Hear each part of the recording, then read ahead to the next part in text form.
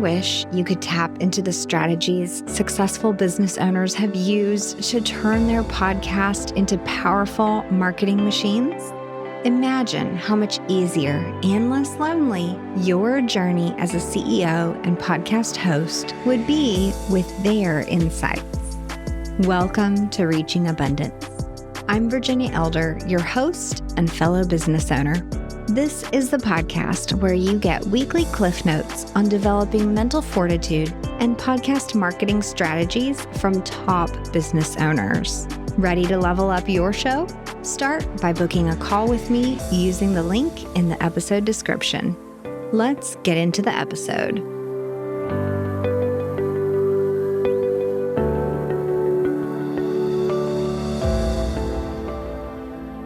This week on the podcast, you get to meet someone whose online content I began following years ago when the idea of creating my own website was just beginning to form. Back then, his podcast called Do You Even Blog was all about blogging, SEO, and monetizing a website. I later met him at FinCon, and I've watched him launch multiple websites, YouTube channels, software companies, and services over the years, always in awe of his ability to try new things, pivot quickly, and be probably the most down-to-earth person I've ever met. His name is Pete McPherson. As we talk today, it might be helpful for you to take a few minutes to find out your Enneagram number. I couldn't remember mine, and you'll hear me guess in the episode, but I'm actually an Enneagram 1. There are a couple of resources in the show notes to help you discover your Enneagram number because, as Pete and I highlight, it can inform not just how deeply you understand yourself or why you do business the way you do, but the level of guilt or stress you carry and what you might be able to do about it. Pete, thanks so much for being here with me today. I want to start out by hearing what your definition of abundance is. Thank you so much for having me, Virginia. So my definition of abundance is no stress and no anxiety. I think of the word enough. I have enough money, success, time, energy, that sort of thing. A lot of my background in life since my teenage years has seen a lot of stress and anxiety. I'm a naturally stressful person. I am anxious. I'm a worrier all the time. And it's only been the past few years where I have quite literally sat down, thought through my business and thought through my life and tried to figure out less stress, less anxiety. What does that look like? What do I need to do? How do I need to act? Who do I need to be? And the first thing I thought about was this. Just reading your podcast title, Abundance, right there in the name. That's what it is for me. It's reaching a point in my life where I don't have to think so much about stress and anxiety. Okay, so I love that you sat down and thought specifically about that question, about what that looks like, and mapped out how do I remove stress from my life? That's a big planning puzzle that a lot of business owners completely miss. We're all talking about how we're going to market our business this next year and how are we going to hit our numbers and what's the strategic plan and all of that. But that piece of how do you also reduce stress in your life, we're missing that completely. Would you be able to just give us like a couple tips on your process, on how you did that, what you did? What did that look like? Let me give you just a 2-minute insight, I guess, that I've learned. I don't remember where I heard this, but in the past couple of years, maybe it was a book, maybe it was a podcast, I heard something to the effect of, for those who are married or have children or have family in general, when that part of your life is going well, everything else just works. Or at least to a degree. Happy marriage, happy life, right? You hear that. Hashtag Instagram story right there. Happy marriage, happy life. I personally think there's one step even before that. I am married. I do have kids. I have a business. I have a house. I have a dog who's running outside my window right now. In order to serve them and serve my customers, serve my audience, I have to be in a good place. I don't have to be perfect all the time. I don't have to be happy every single moment of every day. But stress and anxiety lead to worse decision makings for me. It leads to fatigue where I can't work as much. Even if I want to, it leads to more burnout. It leads to more boredom. And these things affect all of the rest of my life. So I think about this from a first principle approach. Who do I need to be in order to best serve my wife, to be the best dad, to be the best podcast guest, and so on and so forth? Again, everybody's different. But for me personally, a lot of that starts with starting to get rid of stress and anxiety. So going back to your original question, tips, how I deal with that sort of stuff, the 2-minute story was actually going to be about 13 months ago. I had my first invasive procedure. And looking back now, it's easy to minimize. But at the time, I thought I had heart problems. Oh, wow. I was experiencing chest pain for months, on and off. And it was weird. It was different. It was never the same. And it was here and it was there. Wow. I went to my doctor. I went to a cardiologist. I had a stress test, like a treadmill where they got all the things like hooked up to you, like in a movie or something. I'd never been through any of this in my entire life. I'm going through this over the course of like a month. And it ended up me having a heart cath, which people can go Google what it is. It's kind of weird to talk about. It turns out I'm fine. I'm not going to have a heart attack like on air right now. Or Which at least is I hope great. not. It is. Thank you. But going through that process, it's exactly like people say in the movies. It gives you perspective. I was literally told by my cardiologist, he's like, it's probably not going to happen, but there's a chance you will die on the table. It was extremely low, but he's like, I just have to tell you, there's a non-zero chance you're just going to die during this invasive procedure. And my mind was like, I have literally never thought about this ever in my life. Like, I feel like I'm young, not super young, but I'm young enough. And it was weird. So, okay, story over. Go to your actual question. There's a lot. I could write a whole blog post on how I have personally found success de-stressing, less anxiety or whatnot. Part of it, I'm not going to lie, has been getting my business to earning enough money. I don't make bajillions of dollars, and I don't think I need to, but it earns enough money where I don't have to think about finances every second of every day.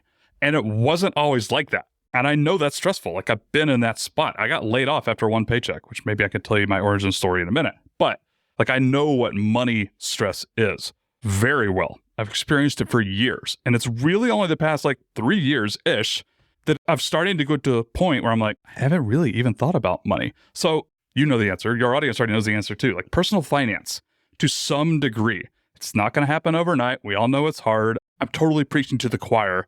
But for me personally, earning enough, it's just been wonderful. It's proven miraculous over the past couple of years. That's number one. Number two, I don't want to dive into the Enneagram. Do you know your Enneagram number, Virginia? I think I'm a 7. I can't remember. I haven't taken it in a long time. Okay. I'm not one of the people that has all of them memorized, and I can tell you your middle name just based on your Enneagram number. I'm not one of those people. But I did read a book like 7 years ago.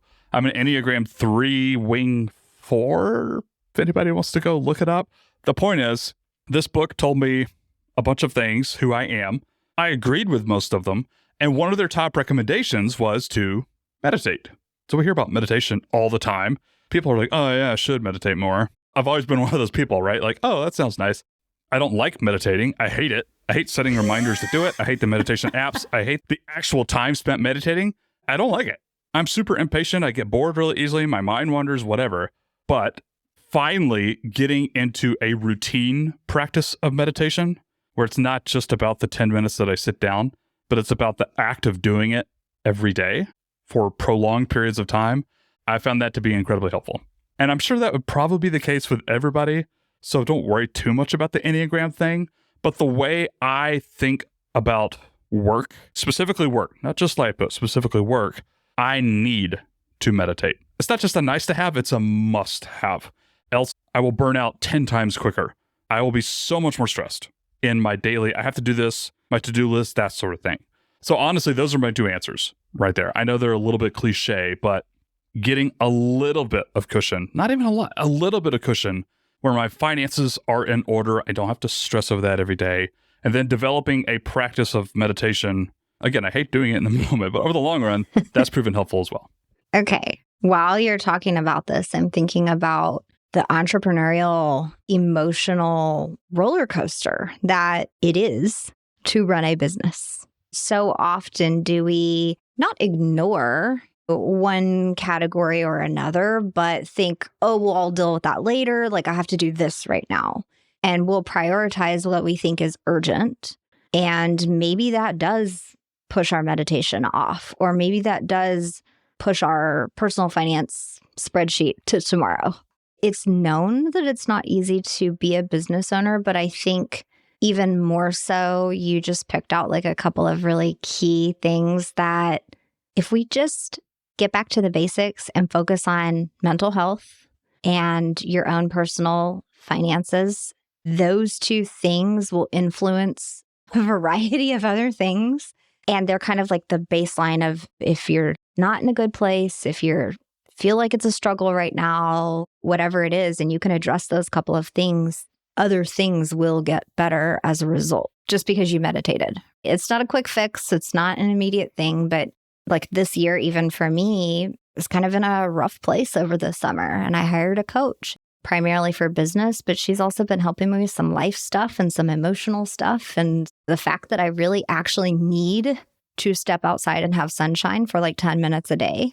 And I had ignored that for so long. And I think a lot of business owners do something like what you were talking about, where we choose not to meditate, even though it's highly recommended for our personality type, or don't go outside because, well, I just want to like work through my lunch break and I got to get something done, instead of going and just sitting in the sun. Like that 10 minutes is invaluable in ways that it doesn't equal 10 minutes.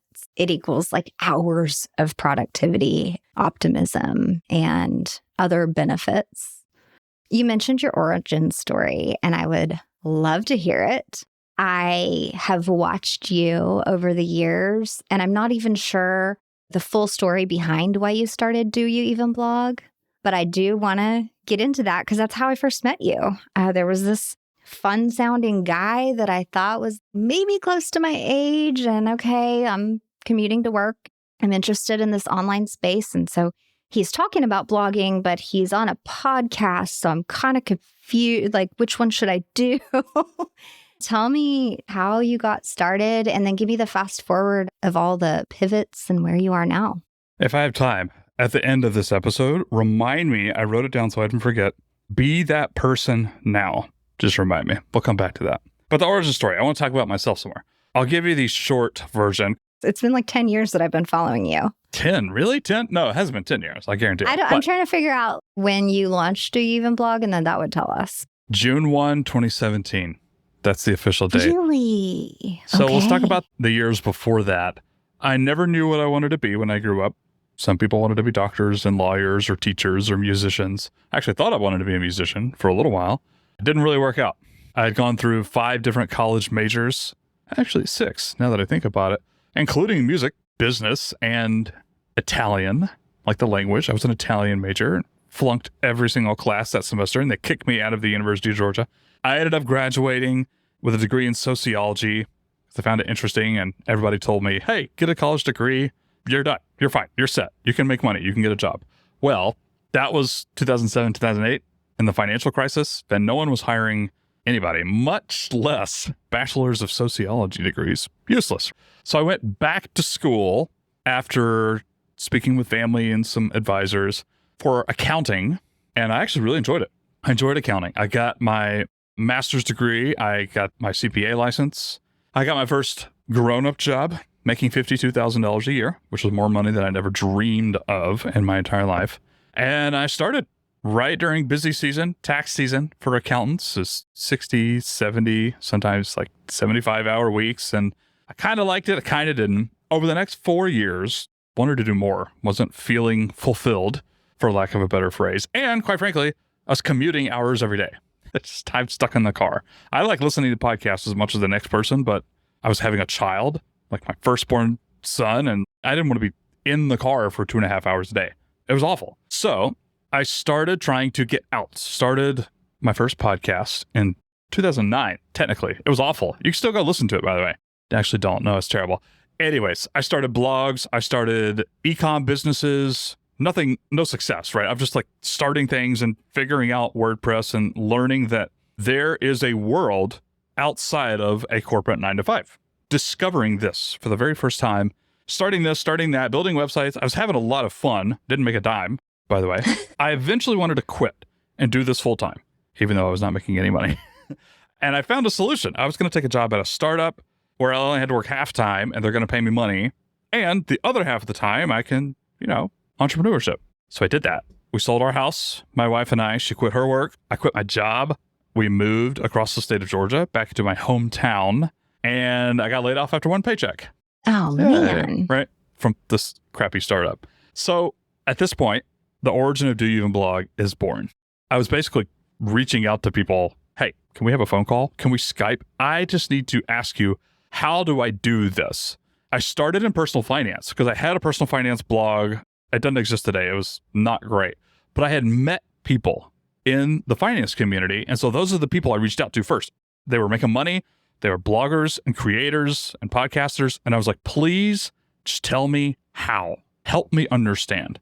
And luckily, I had enough foresight to record those conversations. Okay. And that was the Do You Even Blog podcast. The first, I don't know how many episodes, maybe like 10, 12, 15 episodes were all those people who I'd known before. And I was basically just asking them, please tell me how you do what you do. And that was it. That's awesome. I'm a fast forward now. That was June 1, 2017, when the podcast launched. 17 days after my second child was born, my daughter was born. So I had an infant at home and trying to start this business and figure things out. It was awful. It was rough, but it showed enough potential to keep going with it. And I kept pushing off I'm going to go back to accounting and get a real job and get a salary again. I kept pushing it off for another month and then another 3 months. And then that was 8 years ago. And here I am. So in that time, I've started well over 25 blogs, 4 or 5 podcasts. I think I have 3 YouTube channels right now. I have been coding more and more. I have 3 active SaaS companies and a bunch of other smaller SaaS products that I build and I might sell. And then I hang out with Virginia on her podcast. That's it. You're the very tail end of my story right now. Yeah, up to the moment. That's true. So I love this because even as you were having those conversations, what you didn't know, of course, was someone was listening and trying to figure it out too.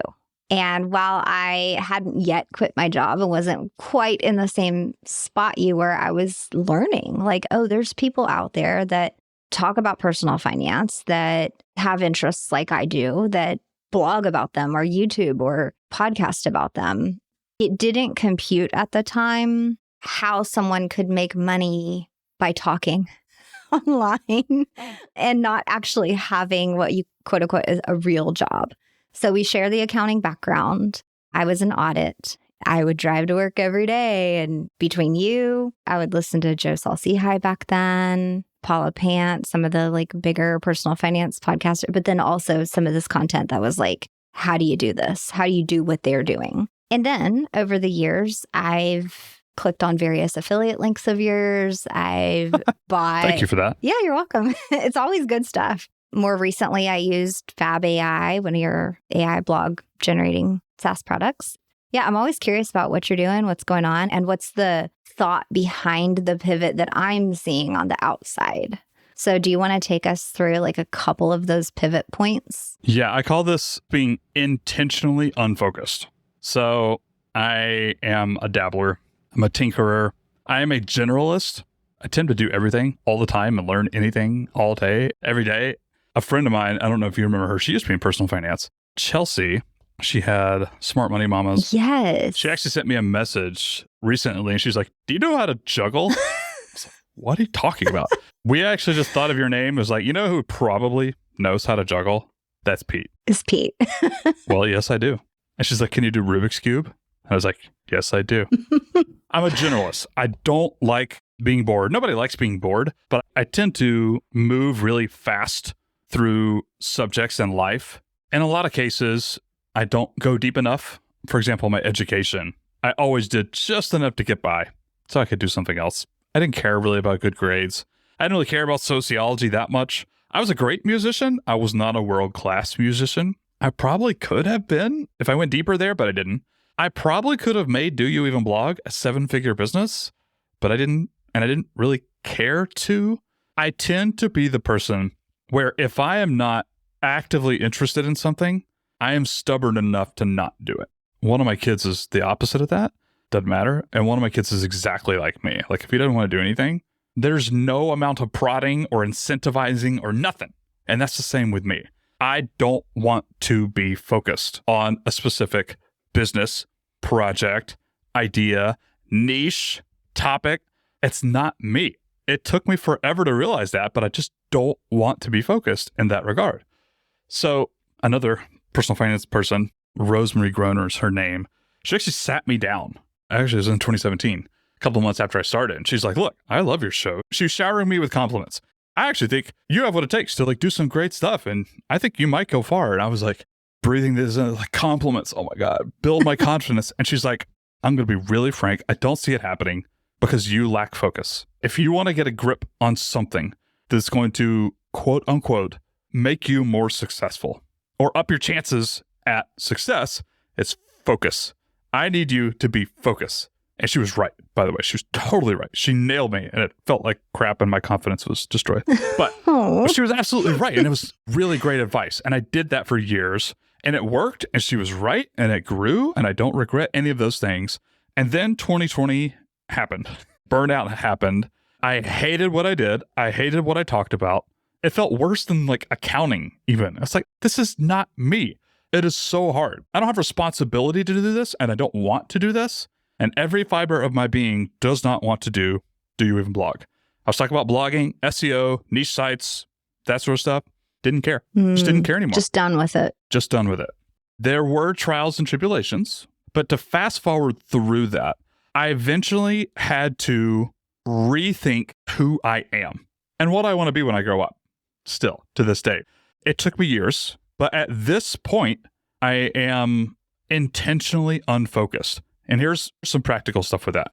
There's like 2 or 3 big things. Number one, I don't start projects that don't have an end date, period. There's no more Do You Even blogs. There's no more, I'm going to start a podcast. I'm going to get some guests because I think it'll be cool and maybe I can earn some money. If there's no end date, if there's no like, here's how this thing stops, here's how it ends, I don't do it. I can't do it anymore because it lingers. I feel guilty going outside for 10 minutes to get some vitamin D when I should be working on this thing. I need to send an email this week and I haven't done the email this week and I feel guilty about not sending the email this week. And anybody who's self-employed has had these feelings. I guarantee it.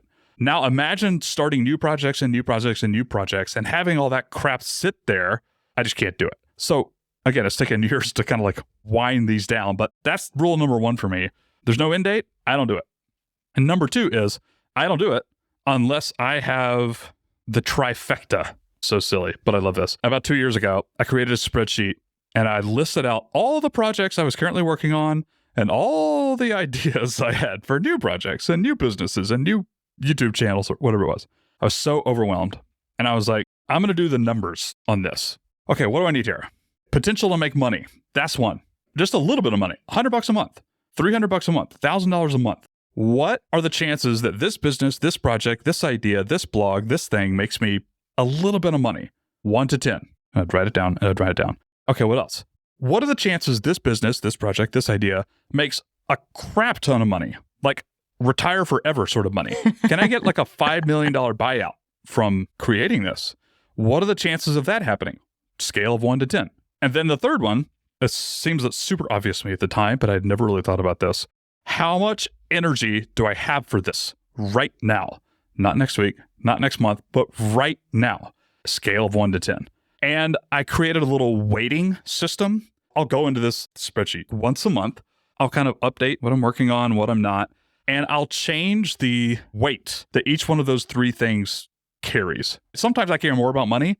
Sometimes I'm a little bit more stressed about money, maybe. Other times I really don't have a lot of motivation right now. So realistically, I can only work on the things that I'm really interested in, that I'm jazzed about, that I'm stoked to start or to finish or whatever that is. And so I'll change those weights. I live by this now. I was actually pulling it up. My current weights, this was like 2 weeks ago, I was in here. Energy is 45%. Small money, like earning a little bit each month, is 35%.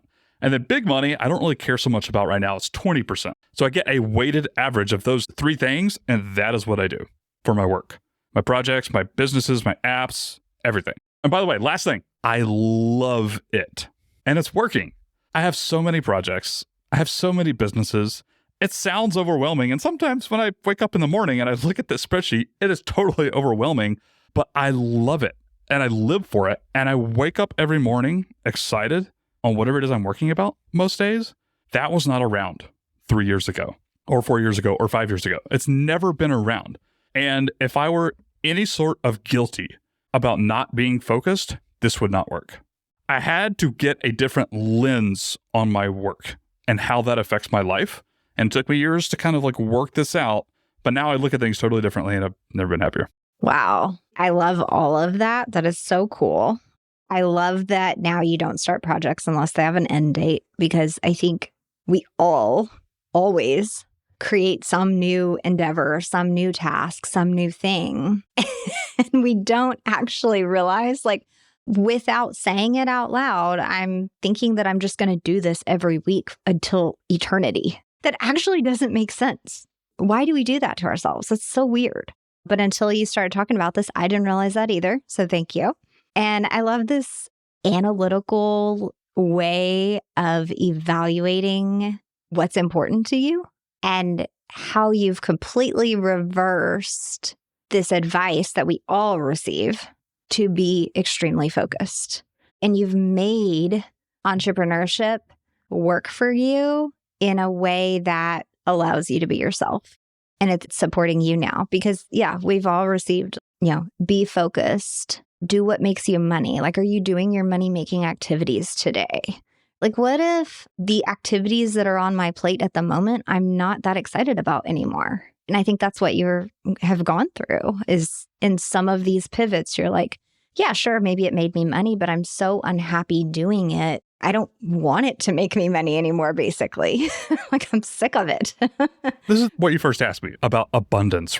It's not always easy, or it's not always right to quote unquote follow your passions, follow your dreams, go through the little trifecta spreadsheet and only work on the things that you're super fired up about. It's not always right. And it never will be unless I win $1 billion tomorrow and I literally just could do anything I want, period, for the rest of my life.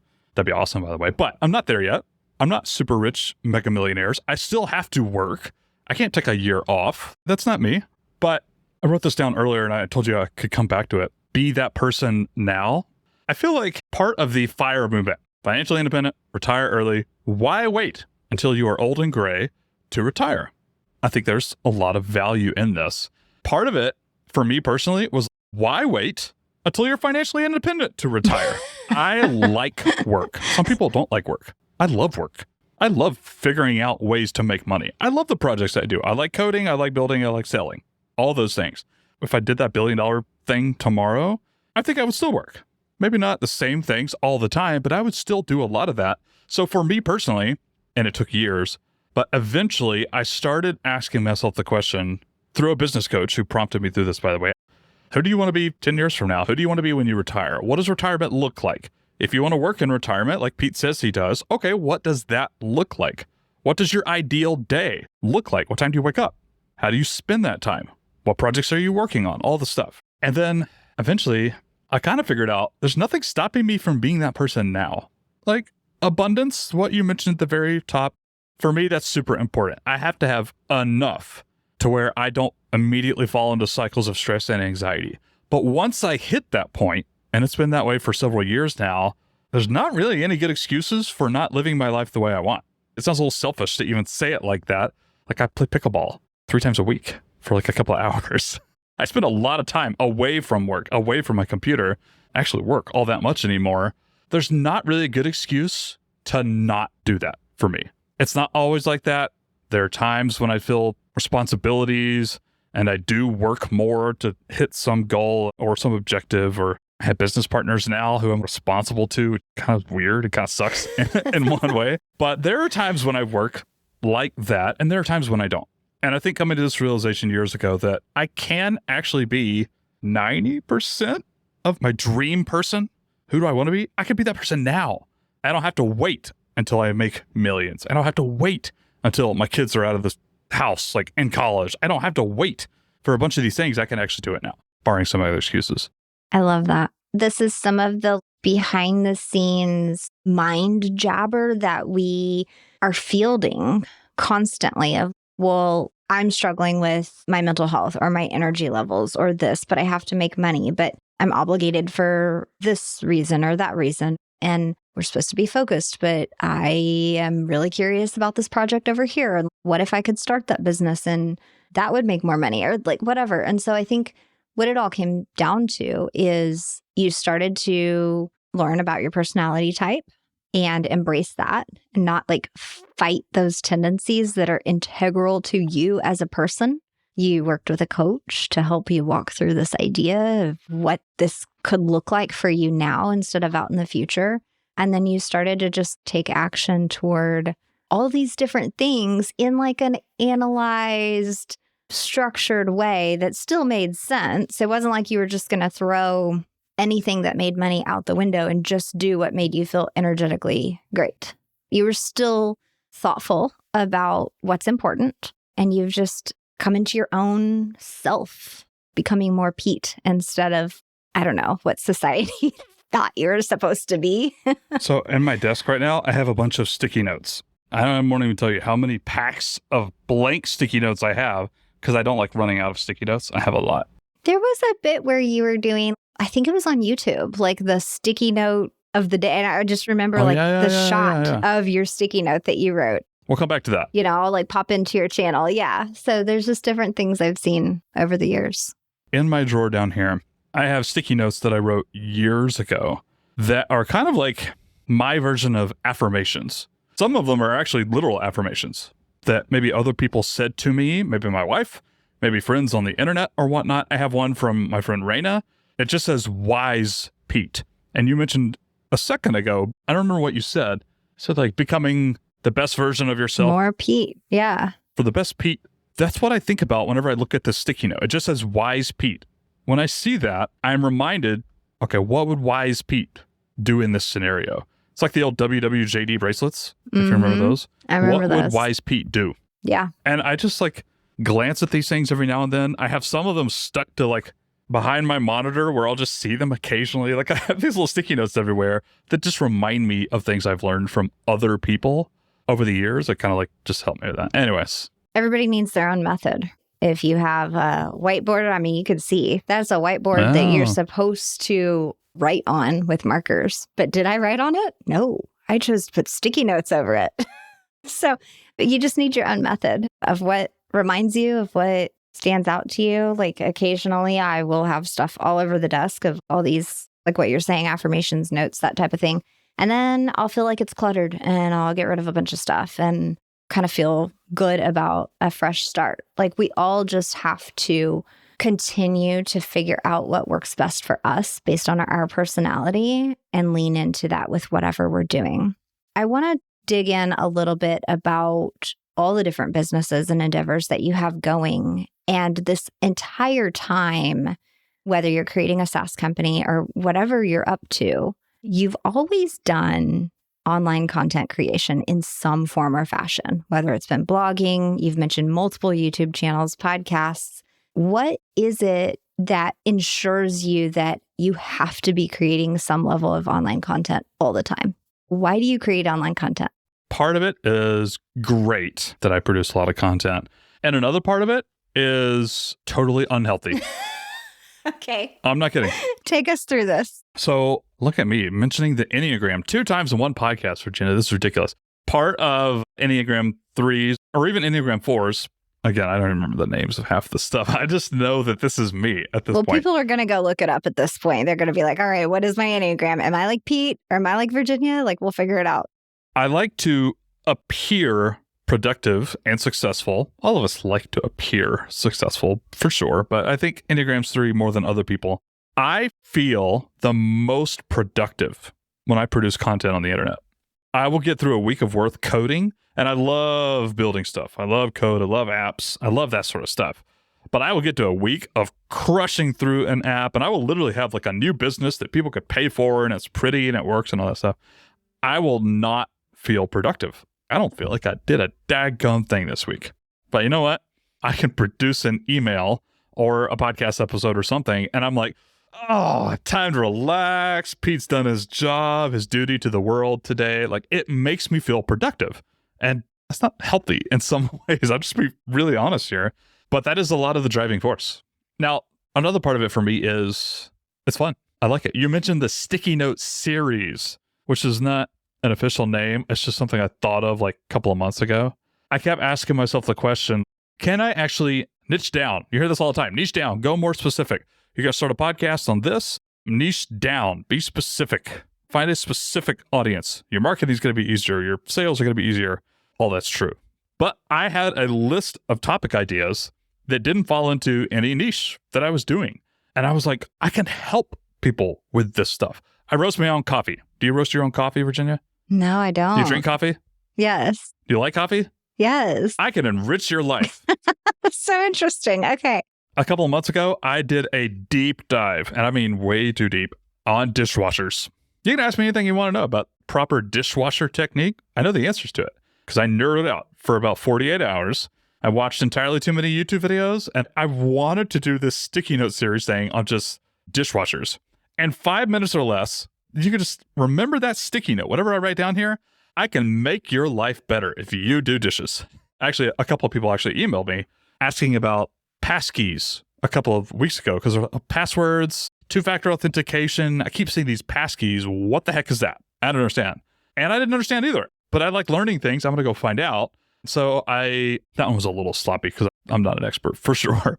But I tried to do the sticky note series on like 100 seconds or less. I can tell you what these things are. And now you know what passkeys are. When you try and log into something and it asks you if you want to do that, now you know. So again, I like creating content.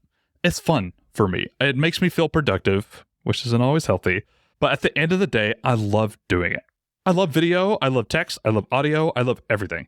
I love presentations. I love slides. I love public speaking. I'm not the best in the world at any of those things, but I do enjoy it. So I like how you highlighted, okay, I can code all week. I can make an app. People can buy it. It can make money. That's a huge accomplishment. I don't know anyone else in my real life that can do that and can say that confidently in a week like that.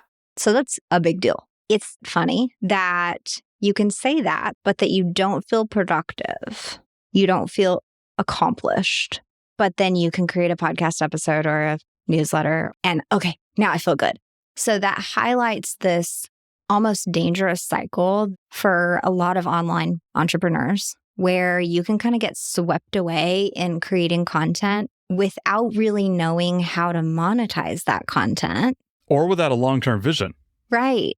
And you just create, you're having a great time, you buy a new camera and you do this thing and you start this, whatever, and it's awesome. And I'm a content creator. Okay, but that's kind of like what created the narrative of this person working in their basement that makes no money that has a bazillion followers on their YouTube channel. So it's like this balance for all of us of, hey, this makes me money.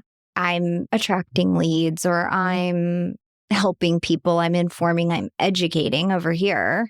I've got to have a balance of both, or I've got to make the one serve the other in some way. How have you continued? Because now it sounds like you have it figured out. Like you're very conscious of like, this makes me money. This checks my box of achievement. I don't have it figured out. Well, I'm sure it was way less figured out, even just as you've navigated these different pivots and businesses over the years. Yes and no. So this is actually a really good point. I'm glad you brought this up. I don't have any answers to this right now in my life. The point is small dopamine hits. When I put out an email, as long as it's somewhat useful in some way, it gives me like this little hit of, I did something today. I helped people today. Even if it doesn't make me money short term or long term, if it doesn't help me grow the business, or if I didn't learn anything or whatever, it made me feel this little hit of dopamine in my brain. It's not always a good thing. I mentioned the sticky note series on coffee. I mentioned dishwashers. That email's written, but I still haven't sent it. Interesting. And I will one day. Don't get me wrong. But at the moment, I am still trying to figure out my overall brand. So this is relevant. This was in my FinCon talk a couple of weeks ago. I had never really thought that much about it, but there are 3 levels of focus, the way I see it. The top level focus is stuff that you don't even choose a lot of times. My wife loves music. She's a world-class musician. She's played all over the world. She's sang all over the world. She's teaching music right now in our small town. It's a little bit different, She is never in her entire life not going to do music. She doesn't get to choose that at this point. She chose it 20 years ago. She's good. She's helpful. She sounds lovely. She's interested in it. It's fun. It's her life's calling. She might get a different job. She might start her own business one day doing something. I don't know. But she's always going to do that. For me, I could be wrong about this, but I'm pretty sure I'm always going to want to serve creators and entrepreneurs. That's my audience. Almost everything I've done over the past decade has been to serve those people, and I haven't really even been thinking about it. That's just my calling. This is the top level focus. It's like your life focus. Some people, maybe it is finance for them. Maybe it's their kids. Maybe it's politics. Maybe go serve on your local board. Or some people have this overall calling that they almost don't even choose. This is what they're going to do, period. That's level 1. Level 2, we're going to come back to because I suck at it. But there's a third, level 3 focus. It's like the micro focus. It's like I woke up, I had my delicious cup of coffee, we got my kids off to school, my spouse is away at work or in another room or whatever. It is time to work. You open up your laptop or whatever that is. What happens over the next hour, 3 hours? What happens in that 8-hour workday? That's the third level of focus. And that's what my FinCon talk was about, first and foremost. That was like this micro level of focus of like maximizing efficiency when you decide it is time to work. Not that you should work 80 hours a week or rise and grind at 5 a.m. Not that. But when that laptop opens and you know you want to work or you need to work, what happens? That's third level. The second level of focus is working on growing Do You Even blog, even though I wanted to start other projects. The second level of focus is how do I fit in the sticky notes series on passkeys, on roasting your own coffee at home, on dishwashers, on pickleball, on, I swear to God, Virginia, I have a list of like 40 different topics that I think people might actually be interested and learn something here. How do I work that into my existing email list, my existing audience? How do I work that into my brand? I can send out an email on dishwashers. It's going to be a dopamine hit that I did something today. I'm going to feel productive. Some people might even get value out of it. I'm not sure it serves me for the long term. I'm not sure it grows the brand. If you want to think about my personal brand or whatever, I don't know yet. I don't have a lot of those answers. There's just this second level of focus. That's what Rosemarie Groner wanted me to do, which was stick with Do You Even blog. But eventually I decided that's not me. I need to figure out this other like second level of focus. I don't know. I don't have those answers. I don't know if that was interesting or useful or not, but I just thought I'd share. It is, because I think this is often the brand owner's biggest struggle. So I don't think you're alone in this, where we created a business. It looks a certain way. It presents a certain way. It has its own handle on Instagram. But there's so much more to us than those colors, that font, those specific top 4 columns of content that we talk about, whatever. There's so much more to us as humans than what we feel fits into that brand's pretty little box. And we're all constantly trying to ask ourselves, like, well, is it okay if I like post about my kids once in a while on my business Instagram page? Is it okay if I talk about pickleball in my newsletter this week? Because while I was playing pickleball, I thought of this thing and I think it might help my people. You know, we're all constantly trying to integrate those interests because we are multidimensional humans that have all kinds of interests into this tight little box that we've created as far as what our brand and business looks like and our ideal client and focus, right? All this focus that we're supposed to have. I will tell you, my husband's wanted a new dishwasher for probably a couple years, so I will gladly take your email, sir. So there's that. But this is the constant struggle. So while we haven't really gotten into why you podcast or really online content creation, like tips or anything like that, we've really spent this conversation highlighting the importance of knowing ourselves, knowing what fires us up in the morning and what gets us excited, and being able to lean into those things, and just constant challenges that we all have as far as what to talk about, when to talk about, what to focus on, what to do when we open our laptop, Do I have time to meditate? What am I going to do with all these sticky notes? Like, your struggles are not just yours. I will say that. I think that's super important. I just thought about this. And this is a credit to you, by the way. Everything we've said on this podcast will be as relevant a year, 3 and 5 years from now as it is right this second today. If you had asked me on tips to grow your podcast, that wouldn't be the case. If you'd asked me about blogging or SEO, it might not be relevant a month from now. It's a credit to you that you've engineered a discussion that will last. Thank you. I appreciate that. Before you go, I want to allow you to hit on something you shared with me kind of off air, was that you're a very firm believer that everyone should have a podcast. Oh, yeah. And of course, owning a podcast production company, I'm all for that. But I really want to hear what your take is on that and why you're very adamant about that. So many reasons. Let's just start from the top. I think everybody should hire Virginia eventually, but sorry, Virginia, you're not going to like what I'm about to say. No, that's okay. I think everybody should edit their own show just at the beginning, not forever. Not going to disagree with you. It's absolutely something that people should hire out, especially like 3 episodes or maybe like 5 episodes or something. You must edit yourself. And I'll tell you why. You learn so much about the way you sound, the way you talk, your mannerisms, your ums and uhs and ifs and likes and all that fancy stuff. Your mouth clicking and your tongue clicking, and it's going to drive you insane. Starting a brand new podcast and editing your own show, it's going to be awful. But I swear, you do that for like 30 days or a couple of months, you will be a different talker, communicator to your spouse, your kids, your work, your job, your audience, everybody. So much value there. That's number 1. Number 2, it's free consulting, man. There is absolutely no better way to get free consulting from people you look up to, people in your niche, your industry, your topics, authors, celebrities, YouTubers, anything. And there's no better way to get in front of them than having your own podcast. If somebody knows a better way, well, I'll just challenge you because there is not a better way. You could email people, you could text people, you could DM them on socials. You're not going to be able to get in front of people that you want to talk with them, ask them questions. There's no better way than a podcast, period. I know this firsthand. It's just free consulting. And it's also beneficial to your guests. Don't get me wrong. It's not like you're taking advantage of people all the time. But man, what a gift. I got to have Seth Godin on my podcast, one of my favorite marketing authors. I got to ask him anything I wanted.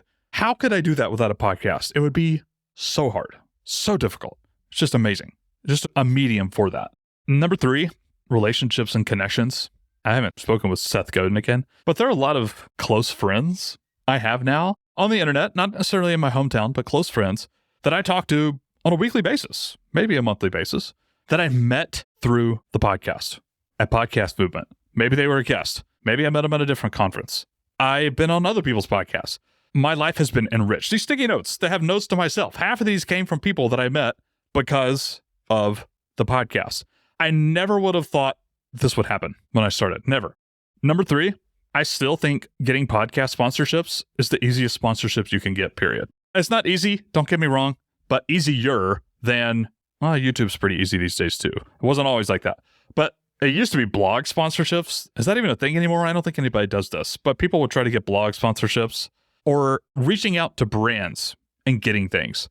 It's actually pretty viable, a lot more than people think with podcasting and YouTube, by the way. I want to toss YouTube into that one because brands like YouTube these days. There's way more, but I think those are the big ones.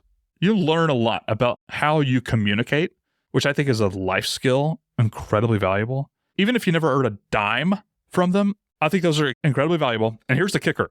You can ignore everything I just said if podcasting was difficult, but it's not.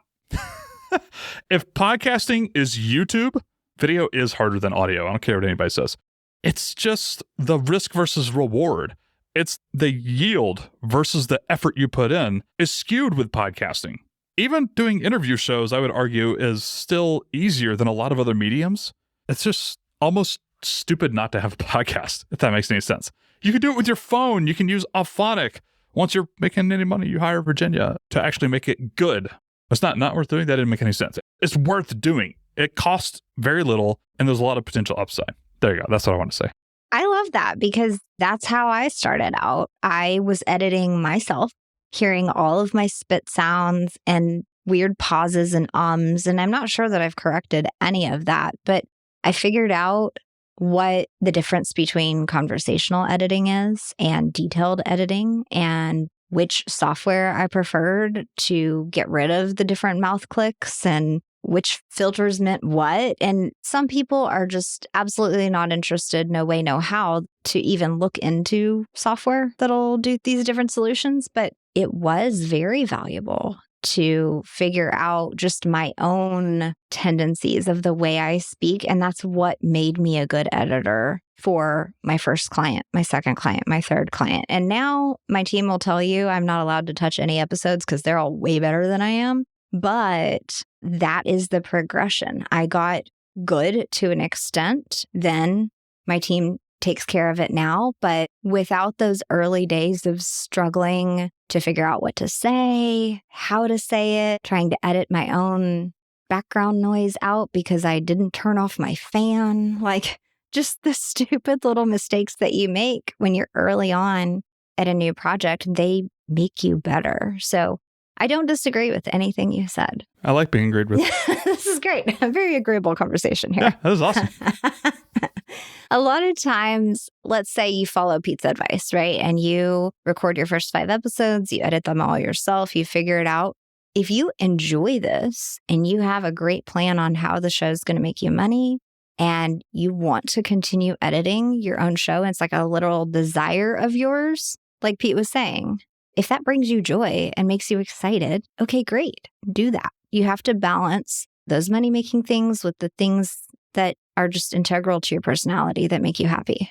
But at some point, if you're like, editing is a waste of my time, I need to be spending more time in front of different people. I need to be speaking on stages. I need to be talking to my leads, whatever you need to be doing to actually grow your business. And you hate editing, or you're not good at it, or you're not willing to learn how to improve. That's where you outsource. You do what fits your personality, your time, your needs. Meditate or go sit in the sun, like whatever you need to do, right? I see where you're going with this. Can I do it for you? This is awesome. Here's why you hire people like Virginia and her team. ROI. At some point, you should not hire her, and you should edit your own show. Audio, video, doesn't matter. So you can learn things. You're getting a very high ROI from that investment. It's a pain in the rear. It's always going to be a pain in the rear, by the way, which is why you should outsource. But it's worth it in the early stages because of what you learn and what you hear and all this other stuff. At some point, that ROI goes away. You've learned. And editing, you might get faster at it. I'm pretty fast at editing myself these days. But the ROI, the return you get on that, it's nada. This is why you hire out your editing. Podcast, video, whatever it is. At some point, and I would argue probably a really early point, that ROI just disappears. And then it's the easiest thing in the world to outsource. It has to be done. That's the thing. That's why you hire it out. But you personally, your time is much better spent elsewhere after the first handful of episodes. There you go. That was a sales pitch right there. Thanks for allowing me to do that. There we go. Thank you so much. Well, and I want to encourage people, if you are thinking about, okay, but what is the ROI of my podcast? There is a metrics tracker available for free download on podcastabundance.com. And so I want to encourage folks to check that out. And I want you to check out Pete's newsletter. So Pete, can you tell us where to find you, follow you, your coolest, latest endeavor? Because there's always something new. So I'm going to point people to my weekly roundup newsletter. It's fun, interesting, and occasionally useful things for creators and entrepreneurs. And you can find it at either doyouevenblog.com. I think it's at the bottom of that homepage, maybe. I don't even remember. Or my name, PeteMcPherson.com. I don't spam. I might launch products like twice a year, and I'll send out some sales emails. You can just store it if you don't want to buy it. Other than that, there's no spam. I treat your information, your email address, with the utmost respect, and that's what I would point people to. So doyouevenblog.com or PeteMcPherson.com is where you can find that. It's totally free. We'll see you there. Absolutely. And thank you, Pete, for your time today. Oh, of course. It's been so fun to chat with you. Yeah, it's been a blast. Thank you, Virginia. Yeah, I agree. Thank you. I'd love to hear which piece of this conversation meant the most to you today. Head to reachingabundance.com/convo. If you're ready to market your business effectively with a podcast, let's talk. Click the Book a Call link in the description and I'll take it from there. Thanks for listening to Reaching Abundance. I'm Virginia Elder, and I'll be back next week with another insightful episode for you. Follow me on Instagram @podcastabundance to stay connected in the meantime.